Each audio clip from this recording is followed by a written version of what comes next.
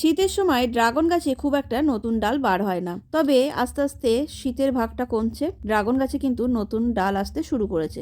তবে সেগুলো বেশিরভাগই গোড়ার দিকে। গোড়ার দিকে এত নতুন ডাল এলে সে ডালগুলোকে কিন্তু একদমই রাখা উচিত না, তাহলে গোড়ার মাটির পরিচর্যা একদমই করা যাবে না। গাছের গোড়ায় যেমন আগাছা রাখা যায় না, তেমন সারা বছর গাছের গোড়ায় এরকম অনবরত ডাল আসতে থাকে, সেগুলোও কিন্তু রাখা যায় না। একটা ড্রাগন গাছের চারা বসালে সেই চারা থেকে গোড়ার দিকে দুটো ডাল নেওয়া যায়। এরপরে যে ডালগুলো নেওয়া হবে সেগুলো সব ওই উপর থেকে নিতে হবে। যে ডালগুলো ঝুলবে ওই ডালগুলোর কথা বলছি। এই ফলের ক্যারেটে আমি 4টে চারা দিয়ে স্ট্যান্ডটা তৈরি করেছি। 4টে চারা থেকে 6 থেকে 7টা ডাল নিয়েছি।